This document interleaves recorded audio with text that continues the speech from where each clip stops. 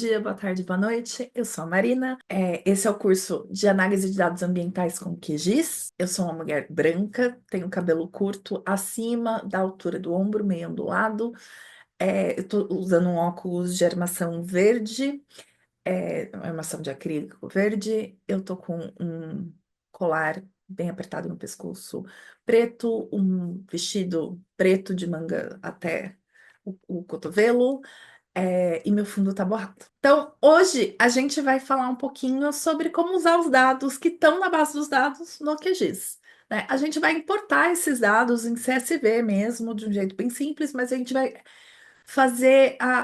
utilizar pontos agora, né? Para entender que os dados de queimada, eles estão dados em pontos, eles não são um polígono, que nem o que a gente estava usando de shapefiles e tal, eles são pontos, né? Eles avaliam e falam, opa, nesse pixel aqui a gente tem um ponto de queimada, nessa latitude, nessa longitude, a gente tem fogo e ele está com essa potência radiativa. Então, a gente está utilizando essa situação para levar para o QGIS. Então, como eu disse, a gente vai falar sobre como pegar os dados de queimada na base dos dados e como importar essas informações do QGIS.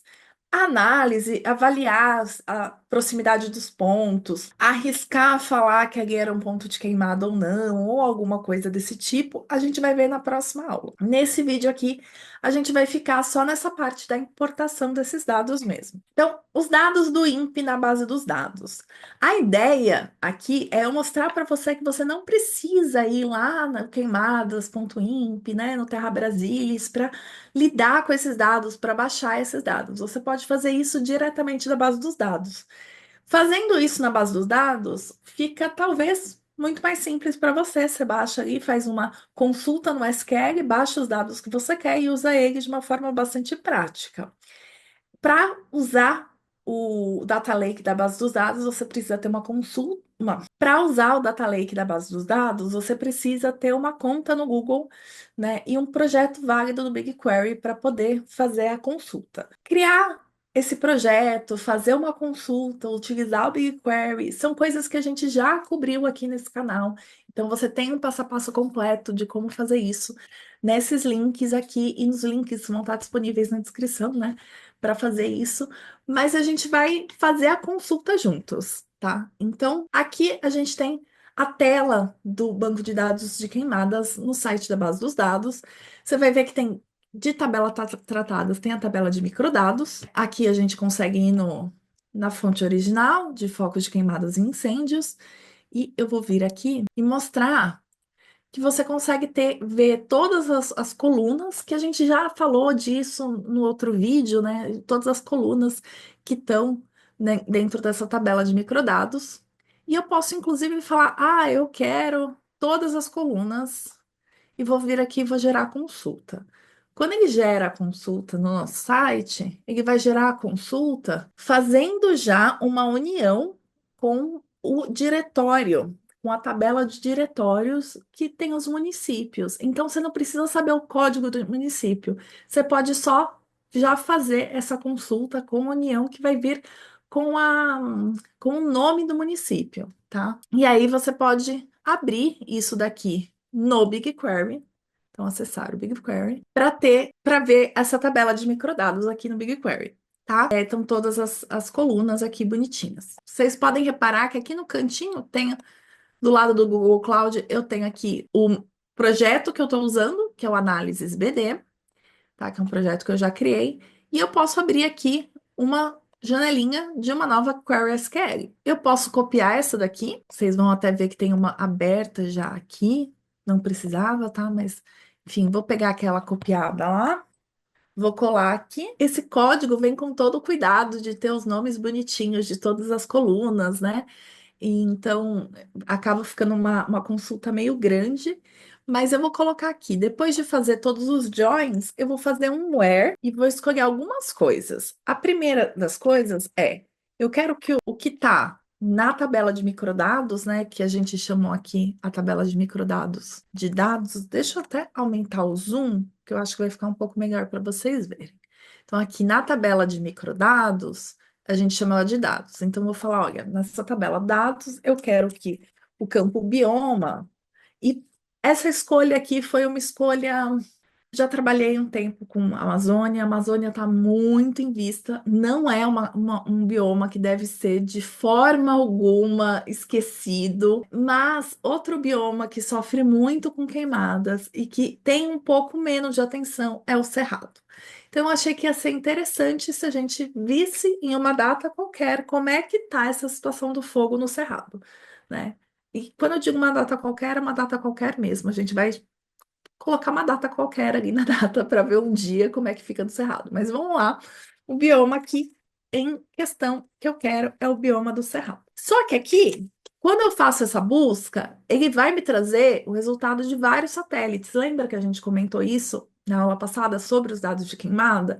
Eu não quero de todos os satélites. Eu quero especificamente do satélite Aqua passando à tarde. Então, eu quero os dados do satélite Aqua. Esse M aqui provavelmente é de MODIS, que é o sensor que está a bordo desse satélite, e o T é de tarde, tá? Que esse é nosso satélite de referência, é o satélite que eles usam de referência. E aí, eu vou colocar aqui um extract para extrair a data do campo, data, hora. Opa, data, hora. E vou querer que esteja na data, sei lá, dia 21 do mês 6 do mês de junho de 2024. A minha escolha pelo mês 6 se deu porque é um mês relativamente seco, tá? Tá dentro dos meses mais secos para a região do Cerrado. E a gente imagina que seja um mês com mais chances de fogo nessas condições. Então, vou fazer a consulta. Ele retorna aqui, ele retornou 170 registros, né? São todos no ano de 2024, no mês 6, na data que eu escolhi, nesse horário de 17 e alguma coisa, que é o horário que o Aqua passou. Ele passa aí por volta das 6 horas mesmo, nessa região. O bioma cerrado, como eu tenho alguns estados, né? Minas Gerais, em Tocantins, né, na Bahia, a gente tem alguns municípios aqui, então, os nomes dos municípios. A gente tem essa informação essencial, que é o que a gente vai precisar para levar para o QGIS, que é a latitude e a longitude, o satélite. A gente escolheu o Aqua, então só vai vir o Aqua. Tem outras informações que são bastante interessantes aqui, como, por exemplo, dias sem chuva, né? Então, tem regiões que estão 60 dias sem chuva, 50 dias sem chuva, e a gente aprendeu que esses dias é o que eles levam em consideração também para fazer um cálculo desse risco de fogo, né? A precipitação, então, tá zero, não tem chuva, e a potência radiativa do fogo aqui em megawatts, o que também é muito interessante para a gente avaliar se é uma grande queimada, se é um fogo menor, né? E a gente poder fazer uma avaliação um pouco melhor disso daqui, que a gente não vai fazer hoje, mas que a gente vai dar uma olhada nisso na próxima aula. Então, o que que eu vou fazer com esses resultados? Eu vou salvar esses resultados em CSV, vou salvar localmente aqui, e aí salvou na minha pasta padrão de downloads. Eu vou levar ela para minha pasta de QGIS, onde a gente está trabalhando com as coisas de QGIS, e a gente vai importar no QGIS. Agora, a gente vai importar as informações que a gente acabou de pegar no CSV no QGIS. Só que eu não vou querer só jogar um monte de ponto no QGIS, porque não vai servir de nada. Eu preciso de uma referência geográfica de onde estão esses pontos no Brasil. Então, a gente vai atrás de algo um pouquinho mais importante. Então, a gente vai atrás de pegar as informações de região, né? No caso, eu estou trabalhando com o bioma do Cerrado, então eu quero ou os estados do Cerrado ou a delimitação do Cerrado mesmo. Importante, eu recomendo que vocês revejam na aula 1 os tipos de dados interpretados pelo QGIS e lembrar que quando você vai trabalhar com CSV, você tem que saber bem qual é o formato do CSV, qual que é o caractere delimitador, no caso o separador aqui, delimitador, mesma coisa, se você tem um caractere que está separando milhar ou algo do tipo, se você usa ponto ou vírgula para separação decimal. Então, todas essas coisas são bem importantes para você saber como você vai importar o seu CSV. Então, vamos lá, vamos começar, na verdade, pela parte de delimitar, pegar as delimitações do bioma. Você não precisa deixar essa minha tela aparecendo, porque daí fica muita informação, mas eu vou procurar Shapefile Biomas Brasileiros no Google. Você vai ver que uma dos seus resultados, a ordem vai variar de usuário para usuário, né? Mas um dos resultados vai vir do Terra Brasilis. Esse Terra Brasilis é uma plataforma do INPE que tem uma série de dados sobre muitas coisas, desde DT, PRODES.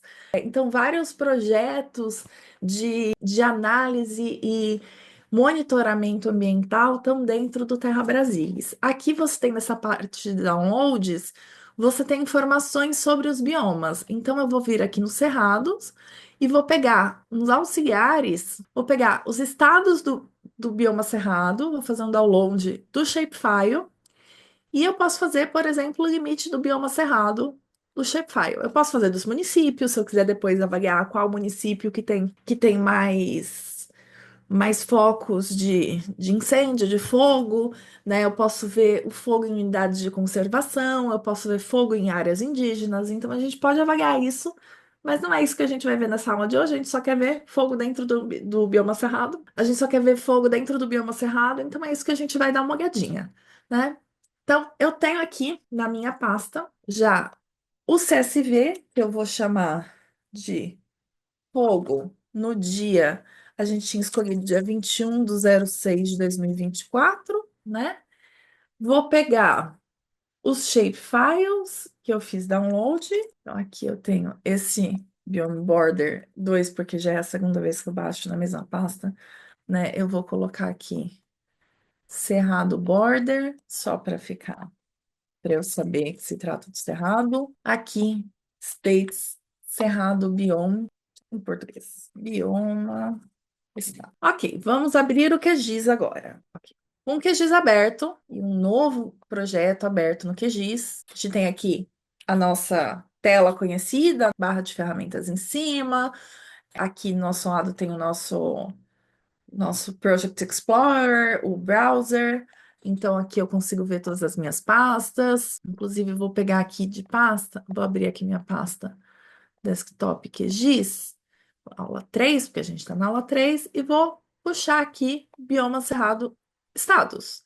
Ou eu posso fazer aqui Bioma Cerrado Border, né? Repara que eu tenho essa diferença. O border ele só pega a borda e os estados tem a divisão dos estados, né? Vamos deixar aqui a seu critério nesse caso, porque o nosso ponto mais importante aqui é ver os pontos. Aliás, agora que a gente está aqui no meio da aula, eu vou fazer uma pequena correçãozinha na nossa aula 1, quando eu falo, ai, tem essa ilhazinha aqui que eu nem sabia no Espírito Santo, é Trindade, peço desculpas por ter deixado passar essa informação. Acontece, gente, a gente acaba deixando essas coisas passarem.